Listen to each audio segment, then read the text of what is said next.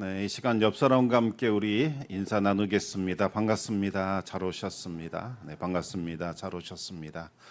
예배에 오신 여러분들을 진심으로 환영하고 또 축복합니다. 우리 청담교회는 은혜가 샘솟는 교회, 부흥이 시작되는 교회입니다. 우리 하나님의 위로와 평강이 여러분과 또 여러분의 가정에 함께 하시기 바랍니다. 지난주 우리는 이 두 가지 눈에 대해서 말씀을 나누었습니다. 어떤 눈은 자꾸 다른 사람의 부족한 점, 문제점, 넘어진 장면을 자꾸 세워봅니다. 그 횟수를 자꾸 곱씹으면서 기분 상하고 화를 내지요. 반면에 어떤 눈은 그 사람이 지금 걸어가고 있다는 사실, 이것을 주목합니다. 오늘은 몇 걸음을 더 나아갔는가, 그것을 보면서 기뻐하고 즐거워합니다. 신앙인은 어떤 눈을 가졌을까요? 이렇게 은혜를 바라보는 눈을 가진 사람들이지요.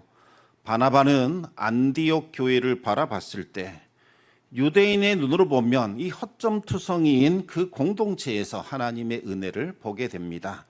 또 다소에 묻혀있던 바울을 보았을 때에 세상이 기억에서 지워버린 바로 그 사람 안에 하나님께서 심어 놓으신 가능성을 바라봤지요. 바나바는 넘어진 횟수를 보지 않고 걸어가는 횟수를 지켜보았습니다. 바로 그 눈이 사람을 살리고 교회를 세우고 역사의 방향을 바꾼 거지요. 그런데 여러분, 이 은혜의 눈을 가지고 살면 모든 일들이 쉽게 풀릴까요? 동화처럼 아름다운 현실이 펼쳐지는 걸까요? 그렇지 않은 경우가 많지요. 반대의 경우가 더 많습니다. 내가 정말 은혜를 베풀었는데 오히려 이용당하고, 정직하게 살았는데 손해를 보고, 양심을 따랐는데 더 어려워지는 일이 생기는 때가 있습니다. 그럴 때 이 당혹스러움이 우리 안에서 올라오지요. 이게 아닌데, 이렇게 하면 안 되는 건데, 세상이 내가 알던 방식으로 돌아가지 않는다는 낯선 느낌이 듭니다. 그런데 이 당혹감이 계속 반복이 되고 또 반복이 되면 이제는 억울한 마음이 생기지요. 괜히 은혜 베풀고 살았는가, 나만 손해보는 것 같다, 그런 마음이 듭니다. 오늘 시편이 바로 그와 같은 상황에서 지어졌습니다. 우리 함께 1절 말씀을 같이 읽어보겠습니다. 하나님이 참으로 이스라엘 중 마음이 청결한 자에게 선을 행하시나. 오늘 이 시인은 하나님이 마음 정결한 사람, 깨끗한 사람에게 선을 행하는 분이다, 이렇게 믿고 있었습니다. 선을 행한다, 무슨 말일까요? 좋은 일을 주고 나쁜 일이 오지 않게 막아주시는 것을 말하는 거겠지요. 그래서 하나님 앞에서 정결하고 깨끗하게 살려고 했고, 또 다른 사람에게는 언제나 은혜를 끼치려고 노력을 합니다. 그 자체가 기쁨을 주기도 했지만 하나님을 기쁘시게 하고 싶었기 때문이었겠지요. 하나님께 영광 돌리고 싶어서 그렇게 살아온 겁니다. 그런데 살아보니까 그리 단순하지가 않더라는 겁니다. 언제나 그 믿음대로 결과가 일어나는 것은 아닙니다. 오히려 악인들이 더 형통해 보입니다. 그들은 늘 평안한 듯 보였고 재물은 더 늘어나는 것 같았습니다. 깨끗하게 살지 않아도, 굳이 하나님 두려워하지 않아도 잘 먹고 잘 사는 것처럼 보이더라는 거지요. 반면에 자신은 종일 재난을 당하는 것 같았고 아침마다 징벌을 받는 것 같았습니다. 하나님을 기쁘게 해드리려고 힘써 살아왔는데 돌아온 것은 재난이라는 거지요. 얼마나 마음이 괴롭고 힘들었던지 믿음을 잃을 뻔했습니다. 2절 말씀을 우리 같이 읽겠습니다. 나는 거의 넘어질 뻔하였고 나의 걸음이 미끄러질 뻔하였으니. 깨끗하게 살아온 것, 이 무슨 소용이 있는가? 내가 손해보면서까지 이렇게 정직해야 할 필요가 있을까? 이런 질문이 마음을 흔듭니다. 악인이 잘 되는 것을 계속해서 보니까 이제는 오만하게 사는 사람들 보면서 질투심이 올라오더라는 거지요. 저렇게 사는 것이 맞는 것 아닐까? 내가 너무 순진했던 건 아닐까? 나도 저들처럼 살아야 되지 않을까? 그래도 그것은 아닌 것 같았습니다. 그 선을 참아 넘을 수는 없었습니다. 오랫동안 믿어온 것, 그 믿음 안에서 살아온 세월이 얼마나 많았습니까? 그렇다면 이번에는 다른 방법을 찾아봅니다. 그래, 악인들의 결말을 한번 보자. 저들이 어떻게 끝나는지 지켜보자. 그러면 답이 나오겠지. 그런데 놀랍게도 그들은 죽을 때에도 고통이 없는 듯 했습니다. 노년에도 강건하게 살다가 죽는 것처럼 보이더라는 거지요. 다른 사람들이 당하는 그 고난 없는 것 같았고, 다른 사람들이 겪는 재앙도 없이 살다가 평안하게 죽음을 맞이하는 것처럼 보였습니다. 이런 상황이 반복되면 신앙 좋은 사람도 견디기 힘들어집니다. 여러분, 이 시편 쓴 사람이 누구입니까? 아삽, 이렇게 나와 있지요. 아삽은 누구인가요? 다윗 통치하던 때에 찬양대를 이끌었던 찬양 대장입니다. 누구보다 하나님 앞에 가까이 섰던 사람이지요. 그런 아삽도 버티지 못하고 무너지게 됩니다. 악인의 결말을 보면서 그래도 위안 삼으려고 했는데 그 결말마저 평안한 듯 보이더라는 겁니다. 믿음을 붙잡아 보려고 내밀었던 손이 결국 허공을 맴돌다가 끝나는 듯 보였습니다. 우리들도 이런 상황을 많이 마주하게 됩니다. 은혜 베풀었는데 이용당하고, 정직하게 살았는데 손해보고, 악인은 오히려 형통하는 것을 보게 됩니다. 그럴 때 의문이 들지요. 왜 하나님은 즉각적으로 심판하지 않으실까? 악인이 형통하고 의인이 고난받는 거 보시면서 왜 하나님 개입하지 않으시는 걸까? 이 의문 때문에 하나님을 믿지 못하는 사람들이 상당히 많지요. 또 믿음을 가진 사람들도 이 질문 앞에서 크게 흔들립니다. 그런데 여러분, 즉각적으로 심판하지 않는 것, 그것이 하나님 우리 상황 모르는구나, 외면하시는구나, 관심 없구나, 이런 것 아니라는 겁니다. 우리 함께 베드로후서 3장 9절 말씀을 같이 읽어보겠습니다. 주의 약속은 어떤 이들이 더디다고 생각한 것 같이 더딘 것이 아니니라. 오직 주께서는 너희를 대하여 오래 참으사 아무도 멸망하지 아니하고 다 회개하기에 이르기를 원하시느니라. 심판 자체가 없는 것이 아니라 하나님께서 최대한 심판을 뒤로 미루고 또 미루고 있는 겁니다. 돌아올 기회를 주는 거지요. 만약 하나님께서 모든 일에 즉각적으로 심판하신다? 어떻게 될까요? 구원받는 사람 한 사람도 없습니다. 지금은 하나님께서 참아주시는 유예의 시간이지요. 악인이 형통하고 의인이 괴로움을 당하는 것을 방치하는 것처럼 보이지만 사실은 모든 사람들이 회개하여 하나님께 돌아오기를 기다리고 있는 겁니다. 이것은 무관심이 아닙니다. 기다림입니다. 사랑하기에 끝까지 기다려주는 거지요. 그래서 이 기다림의 시간이 바로 우리에게는 은혜의 시간, 구원받을 수 있는 기회가 되는 겁니다. 그러나 하나님의 기다림은 영원하지 않습니다. 은혜의 시간도 끝이 있습니다. 하나님을 두려워하지 않고 내가 이렇게 살아도 아무 문제 없으니 하나님 없나 보다. 아닙니다. 그 끝이 임하게 됩니다. 오늘 본문 17절 말씀을 우리 같이 읽어보겠습니다. 하나님의 성소에 들어갈 때에야 그들의 종말을 내가 깨달았나이다. 최종적인 종말이 있습니다. 끝이 있지요. 지금 형통해 보이는 그 모습 끝까지 가서 보면 전혀 다른 그림이 된다는 겁니다. 하나님은 결코 무관심하거나 외면하신 분이 아니십니다. 그렇다면 그들이 맞이할 종말은 어떤 모습일까요? 18절과 19절 말씀을 우리 또 한번 읽겠습니다. 주께서 참으로 그들을 미끄러운 곳에 두시며 파멸에 던지시니 그들이 어찌하여 그리 갑자기 황폐되었는가 놀랄 정도로 그들은 전멸하였나이다. 미끄러짐, 던져짐, 파멸, 황폐, 전멸, 한순간에 일어나는 일입니다. 그 단단해 보이던 그 자리가 사실은 미끄러운 진흙 경사면이더라는 거지요. 발을 디디면 디딜수록 더 깊이 빠져들고 버둥거리면 버둥거릴수록 더 미끄러지는 곳이었던 겁니다.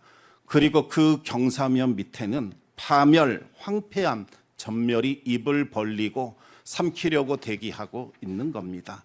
더 섬뜩한 것은 형통하면 형통할수록 더 빠르게 파멸을 향하여 미끄러져 내려가고 있었습니다. 재물이 늘어날수록, 힘이 강해질수록, 평안함이 깊어질수록 더욱 빠르게 전멸을 향하여 빨려 들어가고 있었습니다. 그런데도 그들은 전혀 깨닫지 못하지요. 어디로 가고 있는지 알지 못했습니다. 그들만 그랬을까요? 아닙니다. 아삽도 그 사실을 몰랐습니다. 그래서 힘들어했고, 그래서 악인들을 부러워하며 시기했던 겁니다. 그런데 성소에 들어와 하나님이 보여주시는 그 종말을 보게 되었을 때에 그제야 자신이 얼마나 잘못 보고 있었는지를 깨닫게 됩니다. 미끄러운 곳에 서 있었던 사람은 아삽이 아니라 바로 그 악인들이었던 거지요. 파멸을 향하여 질주하고 있었던 것도 아삽이 아니라 오만한 자들이었습니다. 완전한 대반전이 일어납니다. 여러분, 신앙대로 살아가는데도 이해되지 않는 일들이 일어날 때, 마음이 힘들 때, 의심이 밀려올 때, 내 발이 미끄러져 가는 것 같을 때에 어떻게 해야 할까요? 사람들마다 답을 찾는 방향이 다릅니다. 어떤 사람은 이래도 하나님을 믿어야 하는가? 의심과 불신 속으로 빠져듭니다. 하나님을 향한 믿음과 신뢰가 무너지게 되고 결국 신앙에서 이탈합니다. 또 어떤 사람은 나도 저들처럼 살면 되지 않겠는가 결론에 이릅니다. 악인이 형통하는 것 보면서 세상 따라가기 시작합니다. 헛된 것 붙들기 시작합니다. 어떤 이는 차마 신앙은 못 버리겠지만 악인의 형통 바라보며 시기 질투하며 무기력한 신앙인으로 살아갑니다. 아삽도 지금 이 갈림길 앞에 서 있었습니다. 하지만 그가 택한 길은 그 어느 곳도 아니었던 거지요. 여러분, 이 의심을 신앙이 떠나가는 그 방향으로 가져다 놓으면 불신이 됩니다.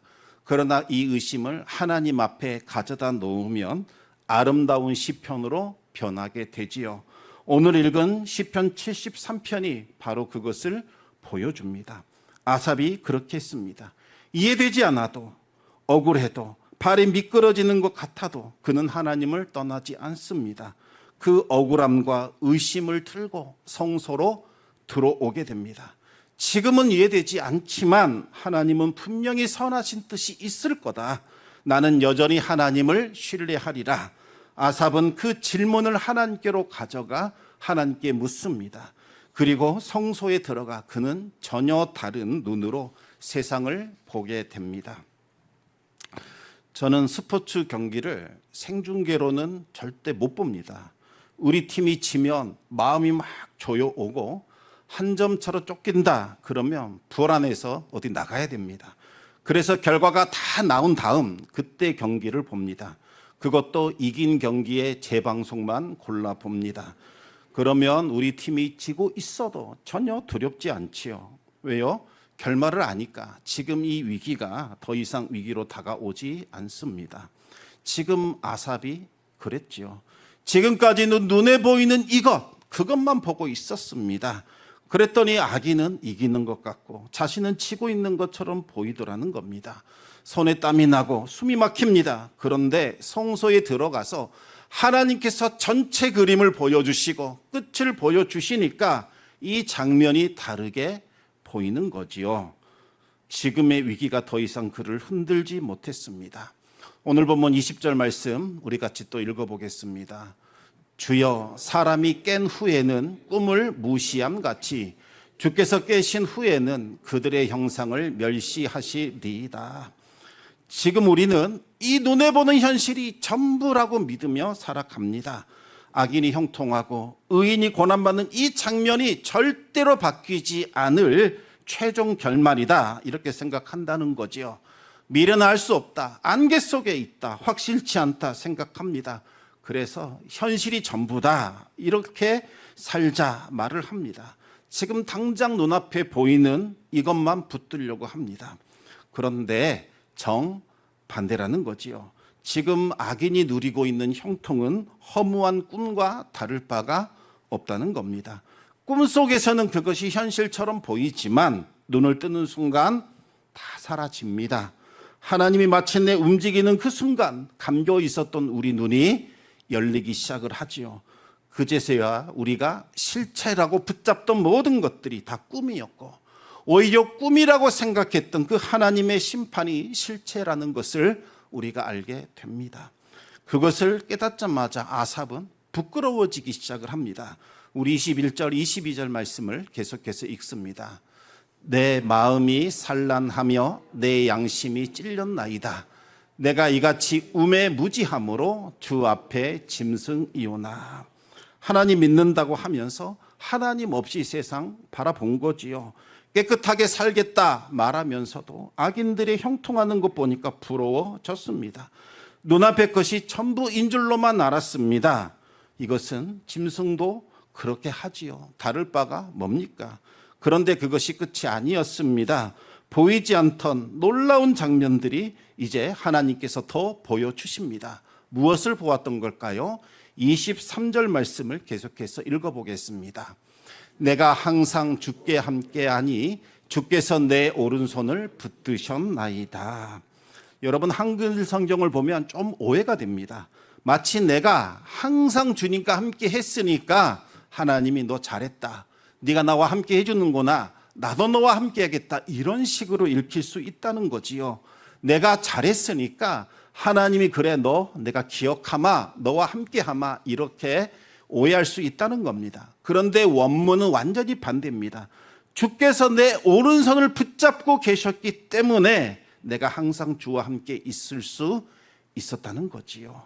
나는 짐승처럼 본능적으로 오직 눈앞에 있는 것만 보고서 우매하게 흔들렸습니다. 그런데 그 순간에도 놀랍게 주님이 내 손을 꽉 잡고 놓지 않았더라는 거지요. 내가 주님 손을 잡고 있다가 놔버렸으니까 주님도 나를 놔버렸겠지, 이렇게 생각했는데 아니었던 겁니다. 주님이 강한 손으로 나를 붙들고 계셨습니다. 그래서 내가 미끄러지지 않았던 거지요.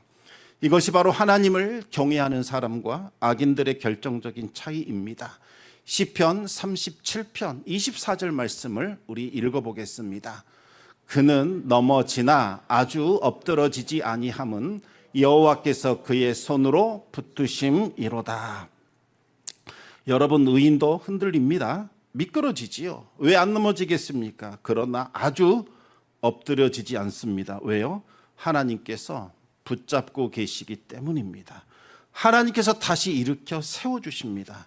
그러나 하나님을 경외하지 않는 사람들에게는 이 브레이크가 없습니다. 형통하면 형통할수록 더 빠르게 미끄러지고, 강건하면 강건할수록 파멸을 향하여 더 깊숙이 빨려 들어갑니다. 붙잡아주는 손이 없으니 멈출 수가 없지요. 따라서 의인과 악인의 차이는 지금 누가 더 잘 쓰느냐, 이것이 아닙니다. 누가 하나님의 손에 붙들려 있느냐, 이것이 차이점입니다. 이 사실을 알게 된 아삽은 마침내 성소에서 두 손 들어 하늘을 향하여 찬송하기 시작합니다. 우리 24절, 25절 말씀 같이 읽겠습니다. 주의 교훈으로 나를 인도하시고 후에는 영광으로 나를 영접하시리니 하늘에서는 주 외에 누가 내게 있으리요, 땅에서는 주밖에 내가 사모할 이 없나이다. 조금 전까지만 해도 악인의 형통 부러워하며 흔들리던 이 사람의 고백이라 믿기지 않습니다. 하늘에서도 오직 주님밖에, 땅에서도 오직 주님밖에는 내가 사모할 뿐이 없습니다. 재물도 아니고 평안도 아니고 강건함도 아닙니다. 이제는 주님 한 분만으로 충분합니다. 그런 고백이 나오지요. 여러분, 이 장면 한번 상상해 보십시오. 양의 눈으로 보면 목자 없이 마음껏 풀을 뜯고 다니는 양이 훨씬 더 자유롭고 행복해 보입니다. 울타리도 없고 따라가야 할 목자도 없고 가고 싶은 곳 마음대로 갑니다. 자유롭게 풀을 뜯습니다. 그것을 바라보는 양들은 마음이 괴롭고 힘들지요. 왜 나는 굳이 목자를 따라가야 하는가? 왜 나는 이 좁은 길을 걸어가야 하는가? 그런데 끝을 보면 완전히 다른 장면이 펼쳐집니다. 선한 목자는 자기 양을 푸른 풀밭으로 맑은 시냇가로 인도합니다. 때로는 사망의 음침한 골짜기를 지나가기도 하지요. 맹수들이 출몰하는 곳으로 데려가는 것 같기도 합니다. 힘들고 고단한 길로 인도하는 것처럼 보입니다.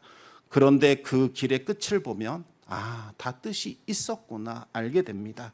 목자의 손이 줄곧 우리를 지켜주고 있었고 생명의 길로 인도하고 있었던 겁니다. 반면에 목자 없이 마음껏 돌아다니던 양의 끝은 어떨까요? 푸른 풀밭인 줄 알았더니 사실은 낭떠러지를 향하여 질주하고 있었습니다. 붙잡아주는 손이 없었기에 그리로 갔던 거지요. 하늘에서도 땅에서도 주님밖에는 사모할 분이 없습니다. 이 고백은 성소에서 마지막 결말을 본 사람, 그리고 그 하나님이 나를 붙들고 계시다는 것을 확인한 사람, 그 사람만이 고백할 수 있는 위대한 신앙 고백입니다. 우리 함께 시편 73편 26절을 계속해서 읽어보겠습니다.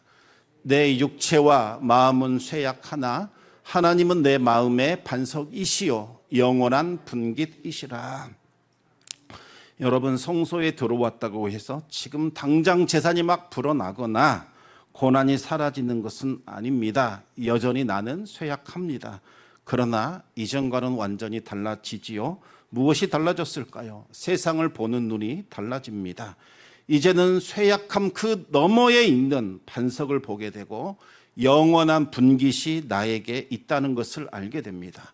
이제는 하나님 한 분만으로 충만함을 느끼게 됩니다. 혹시 지금 이 자리에서 내가 정직하게 살아왔는데 왜 손해를 자꾸 보는 걸까? 그렇게 억울함을 느끼는 분, 하나님 정말 나에게 관심이나 있을까? 왜 하나님은 이대로 나를 버려 두실까? 그와 같은 의심이 드는 분, 또 악인들이 형통하는 것 때문에 무기력함을 느끼는 분 혹시 계십니까? 그렇다면 주저하지 말고 성소로 들어오시기 바랍니다. 이 말은 단순히 예배당 안에 들어와 앉아 있으라 그런 말 아닙니다. 그 의문과 억울함을 들고 하나님 앞에 나오라는 뜻입니다. 이해되지 않아도, 답이 보이지 않아도 하나님께 나오시기 바랍니다. 하나님, 왜 이런 일이, 왜 이와 같은 일이 저에게 있어야 합니까? 이해되지 않습니다. 하나님은 신실하고 좋으신 분 아니십니까? 그렇다면 하나님, 답을 보여주십시오. 제가 어떻게 해야겠습니까? 이렇게 하나님 앞에 나오시기 바랍니다. 하나님은 그렇게 나오는 사람을 만나 주십니다. 우리 함께 예레미야 33장 3절을 같이 읽겠습니다. 너는 내게 부르짖으라. 내가 내게 응답하겠고 내가 알지 못하는 크고 은밀한 일을 내게 보이리라. 하나님은 예레미야를 향하여 예레미야야 부르짖으라 말씀하셨지요. 내가 응답해 주마. 네가 알지 못하는 크고 은밀한 일이 있는데 내가 그것을 너에게 보여주마, 알려주마 약속하셨습니다. 또 이 말씀 오해하지 않기를 바랍니다. 부르짖어야 되는구나. 오랫동안 소리를 내야 하고 남들보다 더 크게 외쳐야 하나님이 들으시는구나. 아니지요. 그런 말 아닙니다. 당시 예레미야는 지금 눈앞에 있는 현실이 너무나 커서 불안과 두려움에 휩싸여 있었습니다. 미래를 볼 수가 없었죠. 끝났다. 이제 난 마지막인가 보다. 더 이상 좋은 일 없이 이대로 무너지는가 보다. 그 생각이 완전히 사로잡고 있었습니다.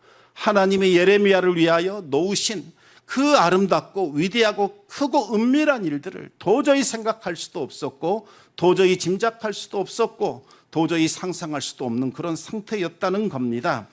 그래서 하나님께서 예레미야야 부르짖어라, 부르짖어야 한다 말씀하신 겁니다. 무슨 말입니까? 하나님께 집중하라는 겁니다. 네가 바라봐야 할 것은 네 앞에 놓여있는 현실이 아니다. 그것을 넘어서서 역사하는 하나님, 나를 봐라.